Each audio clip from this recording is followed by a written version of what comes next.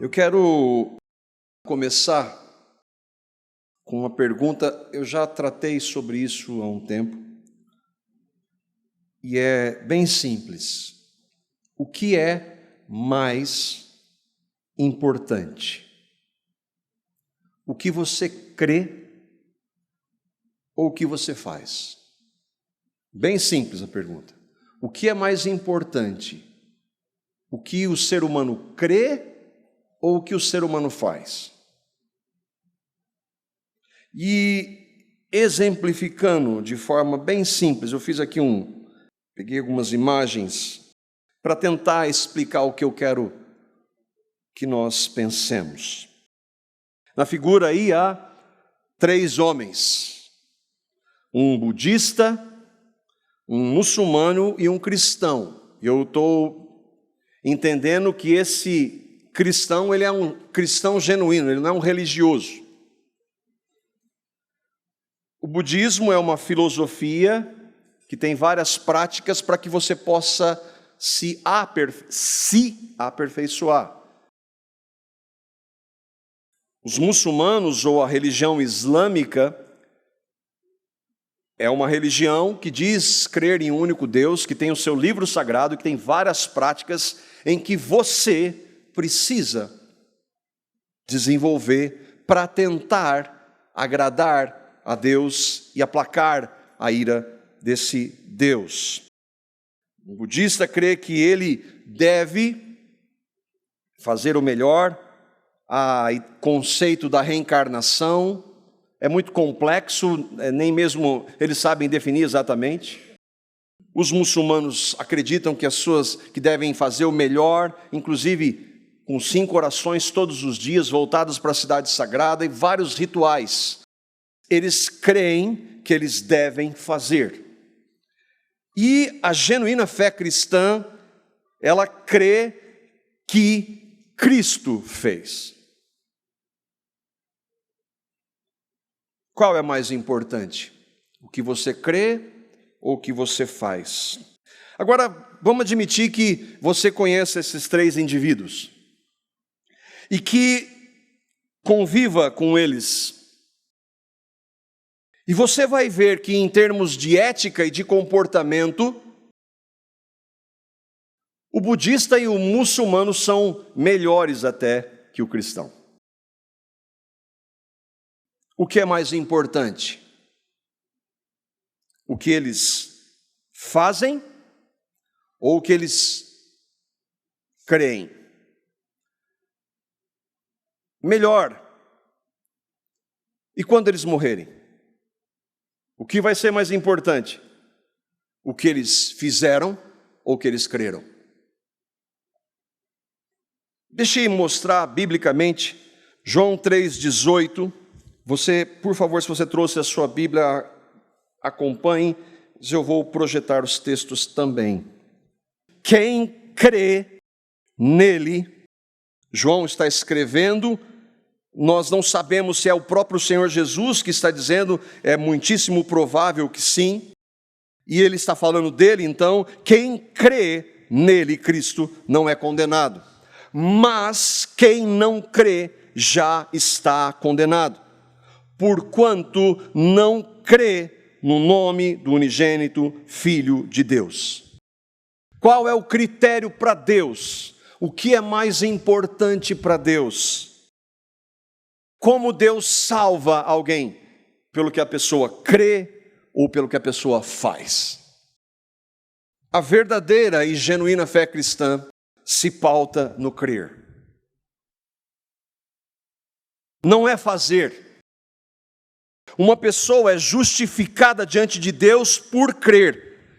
Em nenhum momento nós vamos ver, faça isso ou faça aquilo, mas crer. O segundo ponto que eu queria ver, o segundo texto, é sobre o fazer sem crer. Então vamos admitir que eu não concordo. Eu quero fazer. O padrão de Deus é crer, mas vamos admitir que você queira fazer. Então você tem que se enquadrar no padrão de Deus para fazer. Gálatas capítulo 3, versos 10 a 11. Gálatas 3, 10 a 11. Diz assim.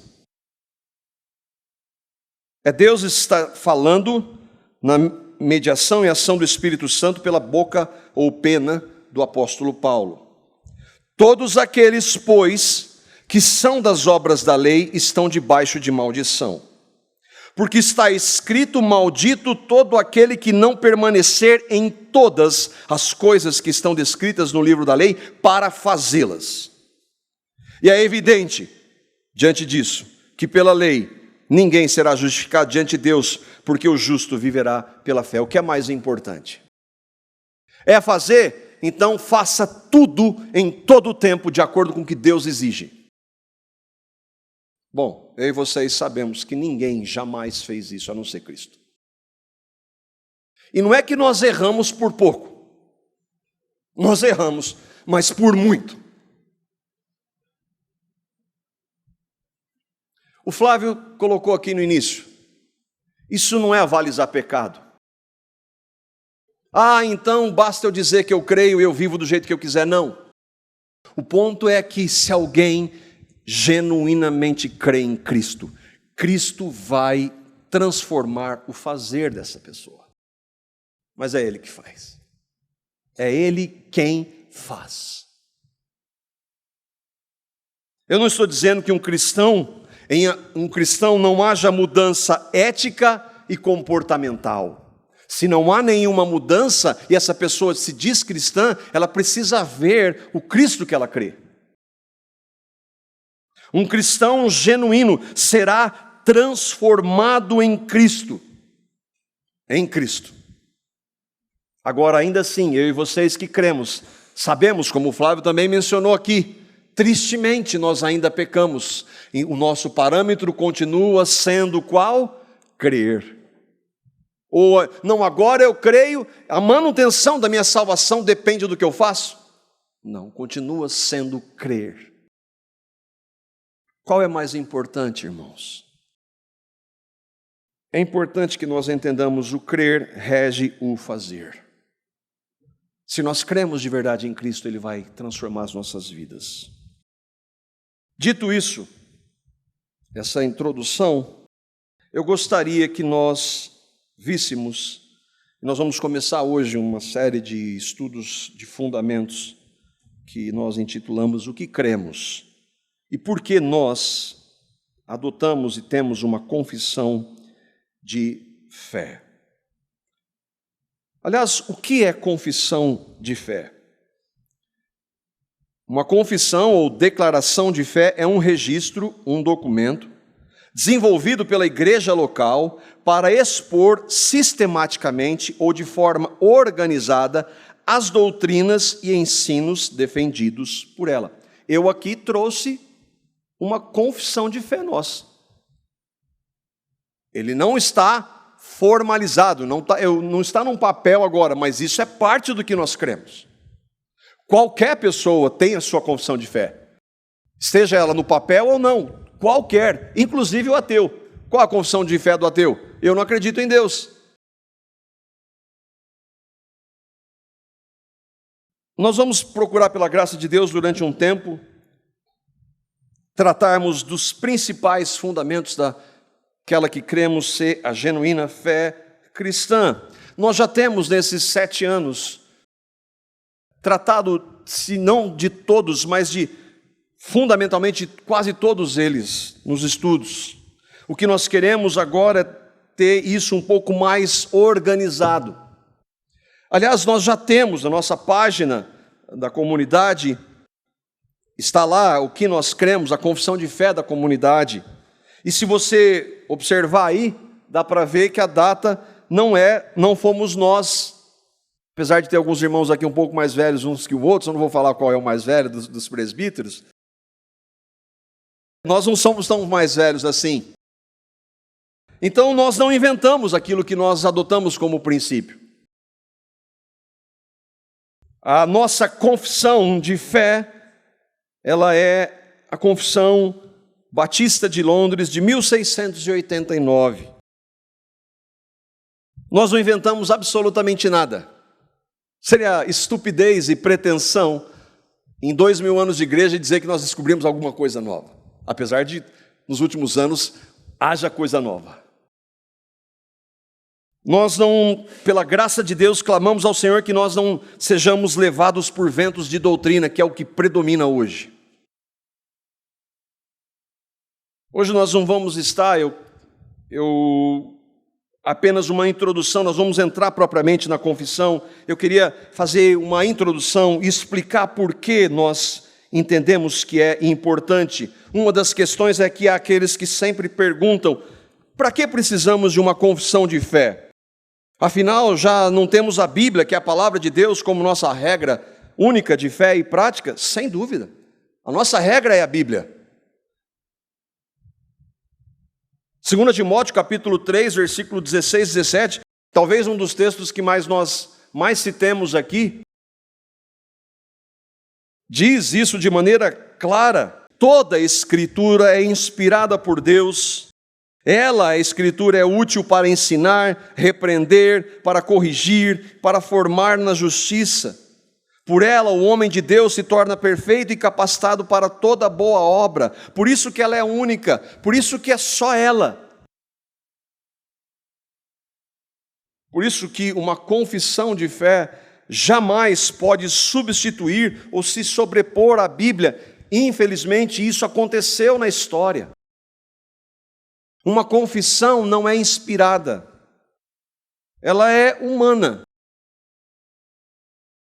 mas ela nos ajuda, pois ela direciona na compreensão da Escritura. Você consegue fazer essa distinção? Homens de Deus na história que estudaram muito, mas muito mais do que todos nós juntos, que meditaram, que se dobraram diante do Senhor, leram a sua palavra, como andaram com Ele, formaram essas confissões. E essa então que nós adotamos, que tem ali, se você vê o prefácio de um homem de Deus, Charles Spurgeon. Eles eram perfeitos? Lógico que não, só um perfeito, Cristo. Mas uma confissão, ela pode e nos ajuda. Ela não é inspirada, mas é como alguém expor a palavra. Ah, não precisamos disso. Então pegue a sua Bíblia e viva sozinho, você é a Bíblia. Não ouça ninguém nunca.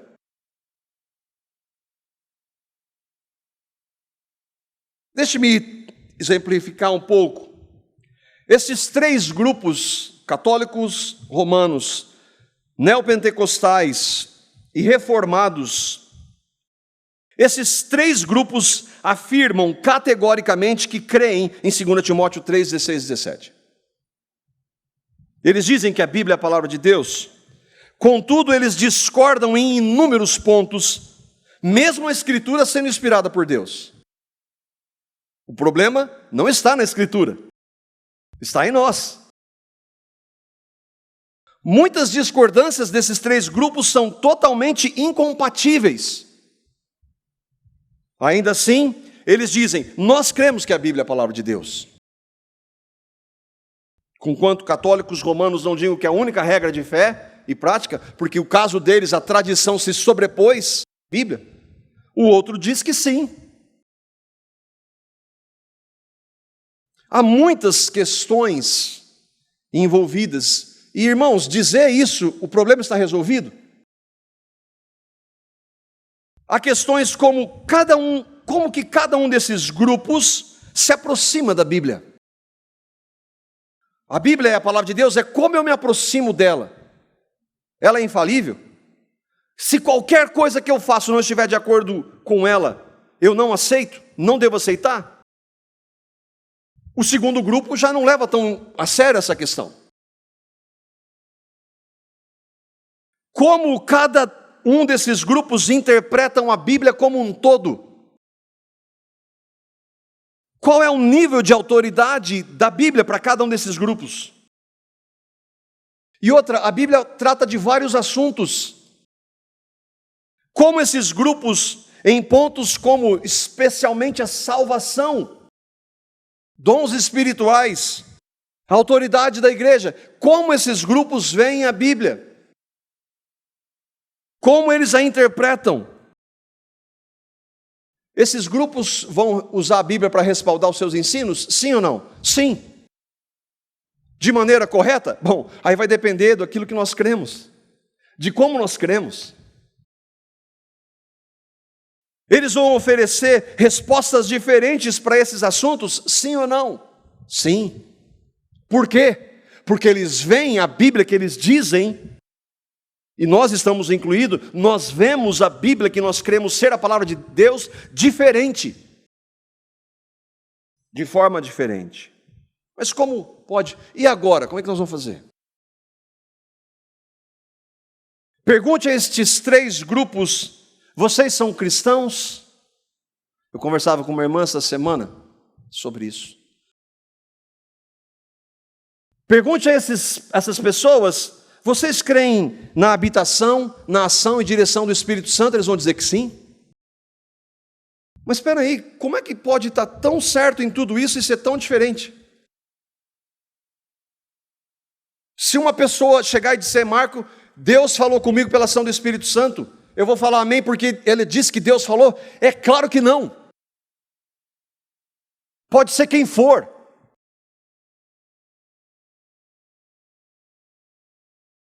Mas quantos desses não fazem exatamente isso? Para quê? Acabou o argumento. Se Deus falou, quem vai falar contra Deus? Acabou. Não, Deus falou com você, opa, vamos te seguir. É isso que acontece. Em quantas? Para nós não é assim, irmãos, aqui na comunidade. Qual que é o divisor dessas posturas? Cada um de nós, tanto líderes como os irmãos que congregam, vamos responder diante de Deus por aquilo que nós optamos por ouvir e escolher, optamos por crer, por seguir. Ninguém vai poder chegar diante do Senhor: mas aquele homem disse que falou em teu nome. Pois é, mas você tinha minha palavra. Todos nós vamos responder, e eu estou diante de Deus, e isso é muito sério. Vamos responder perante Ele o que nós ensinamos e o que nós cremos.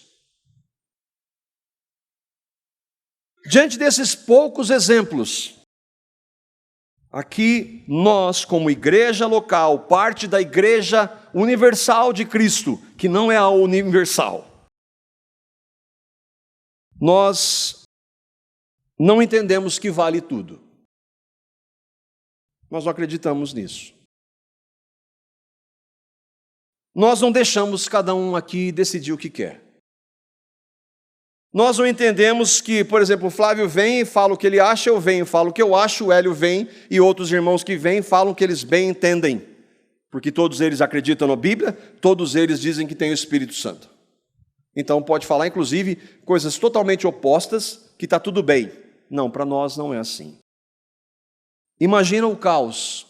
Isso acontece ou não? Deixe-me dar um exemplo de homens que são homens tementes a Deus. Eu não estou falando de herege e de falso profeta, estou falando de homens que eu reputo como homens de Deus. Esses irmãos, esse grupo de irmãos, eles defendem a unidade, e é bíblica.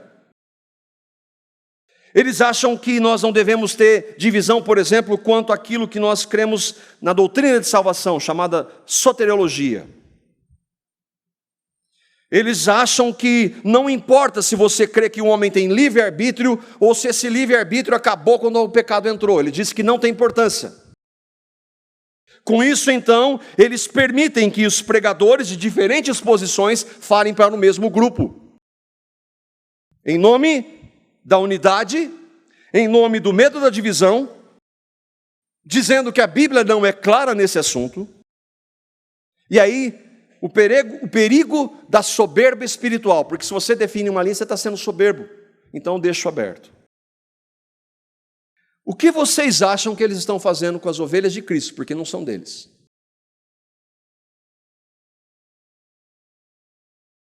Para nós, como igreja local, não se trata de unidade, nem medo de divisão, porque ela, queira ou não, ela vai acontecer. Nem de não ser clareza bíblica, mas de falta de amor e de cuidado. Ainda que no coração deles não seja esse o desejo, eles querem cuidar, mas eles não querem dividir. Olha o que a palavra diz para presbíteros. E nós estamos aqui em 3, depois espero que o Morris possa ouvir, da seriedade que é isso. E quando a gente começa a tratar disso, eu falo, Senhor, tem misericórdia. 1 Pedro capítulo 5, versos 1 e 2, diz assim: aos presbíteros que estão entre vós, admoesto eu, que sou também presbítero com eles, e testemunha das aflições de Cristo, e participante da glória que se há de revelar. E aí ele diz: apacentai o rebanho de Deus. Os irmãos que congregam na comunidade não são rebanho do presbitério daqui. Nós todos somos rebanhos de Cristo. E aí ele diz: apacentai o rebanho de Deus que está entre vós, tendo cuidado dele. Isso é muito sério. Uma vez eu conversava com o pastor Paulo Bornelli, um irmão querido, experiente, já está com os 80, já passou. Ele fala que às vezes quando ele vê verdades como essa, ele fala, acho que eu vou largar o ministério. Porque é muito sério. Não é qualquer coisa, não é uma brincadeira. Apacentai o rebanho de Deus, tendo cuidado dele. Hebreus capítulo 13, versículo 17. O autor aos Hebreus, falando para os pastores ou presbíteros, nós podemos entender assim também, diz: obedecei a vossos pastores e sujeitai-vos a eles. Essa é a parte do rebanho de Cristo, mas não é essa que eu quero tratar, eu quero ver para nós, porque eles velam por vossas almas como aqueles que hão de dar conta delas. Dar conta diante de quem? Para que o façam com alegria e não gemendo, por isso não vos seria útil. O autor aos Hebreus está dizendo que os presbíteros, pastores, velam, cuidam da igreja de Cristo. E vão dar contas. A hora que eu vejo isso aqui, misericórdia. É claro que é misericórdia sempre, é graça. Mas isso leva-nos a temer diante do Senhor, da responsabilidade que é. Quando a palavra fala aos presbíteros, como nós lemos, apacentai o rebanho de Deus, tenham cuidado dele, velem por vossas almas como aqueles que vão dar contas, o que ela quer dizer? O que a palavra de Deus está dizendo? E deixa-me repetir a pergunta do início: o que nós cremos? Esse é o fundamento. O que nós cremos é o mais central. A vida vem como consequência do que nós cremos. E é essa a nossa maior preocupação. E esse deve ser o cuidado primeiro da igreja. Por favor, eu não estou dizendo que não haja outras áreas. Elas existem e pela graça nós somos responsáveis. Mas a palavra é o centro, o que nós cremos é o centro. E é inegociável. Diante desses pontos, então, e nós poderíamos ver outros, o presbitério da comunidade entende ser importante que nós tenhamos uma confissão formalizada. Ela nos ajuda, nós estávamos há pouco tempo estudando sobre isso, lendo, vendo, às vezes nós lendo a confissão, vinham verdades que nós críamos, mas vinham com clareza, e nós glorificávamos a Deus, às vezes confrontavam algumas das nossas posturas, nada fora da Escritura, mas Deus usou homens para falar. Usa hoje ou não? Ou nós não ouvimos homens pregadores, a palavra que Deus usa? Nós adotamos para que tenhamos uma ordem, de acordo com o quê? De acordo com aquilo que cremos que mais glorifica a Deus, o Evangelho e a sua palavra. E aí eu queria, então, quais as razões, algumas razões práticas de nós adotarmos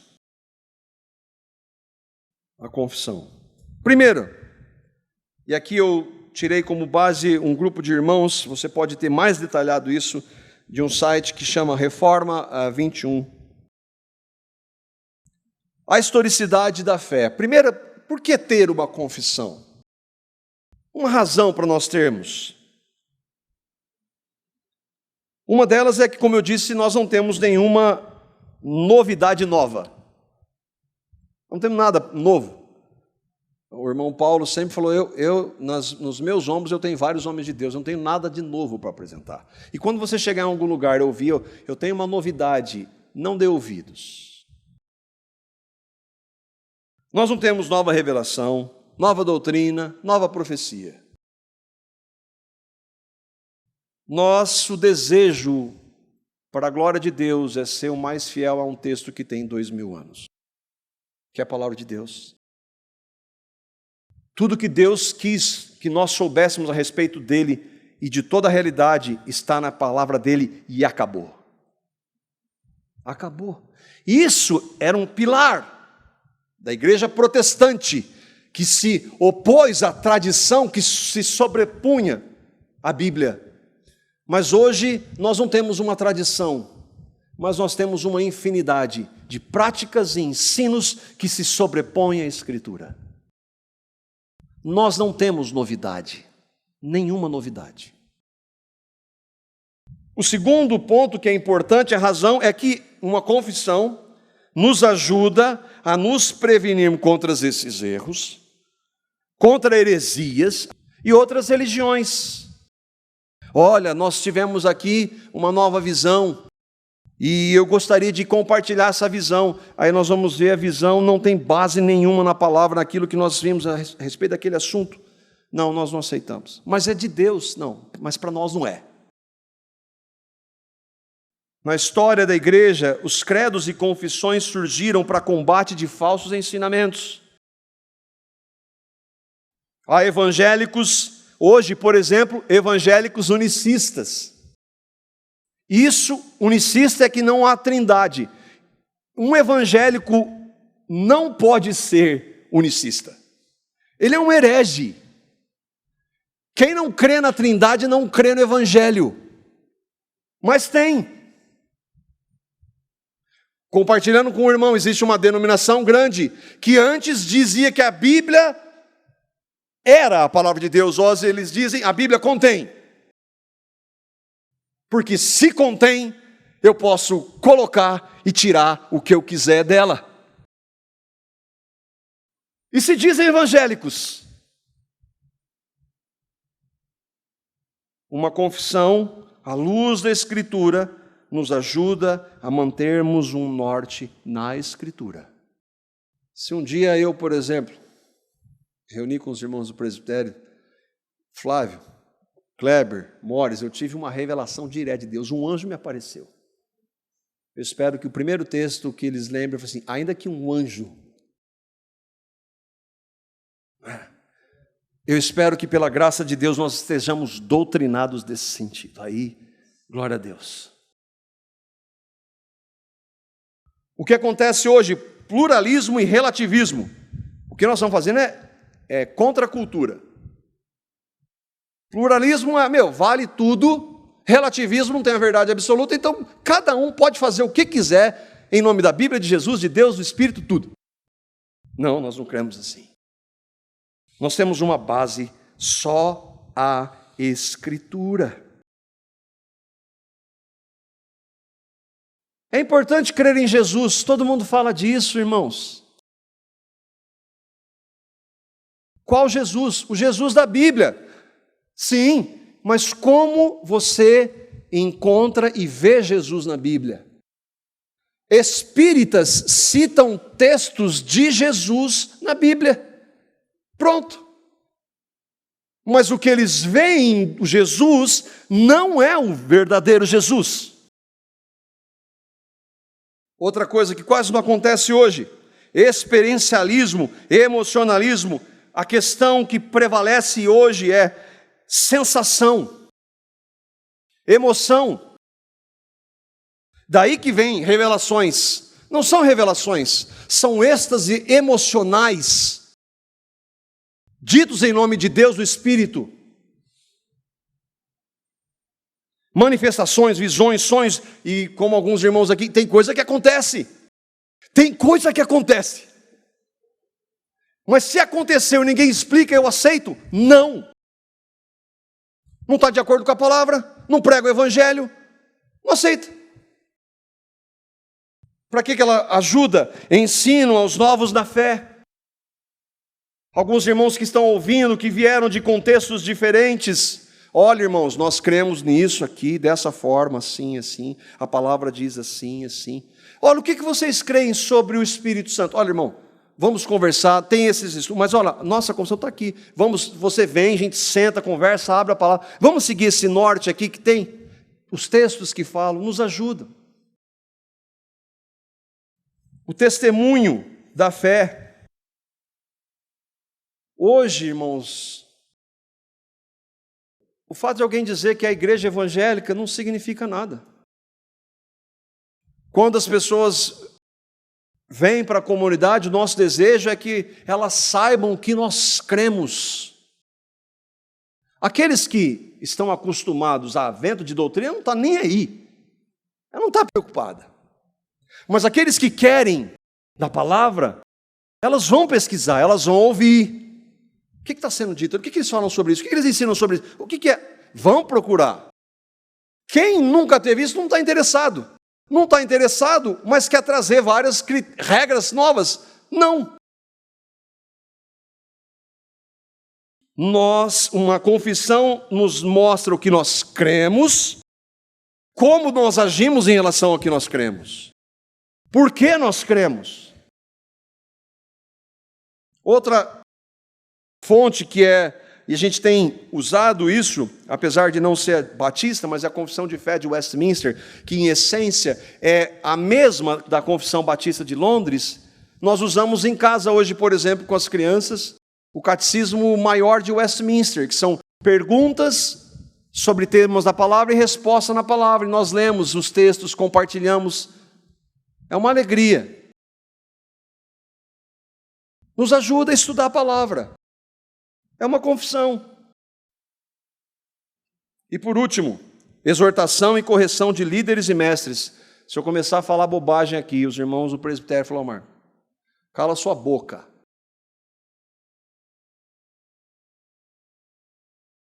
Ah, mas que dureza.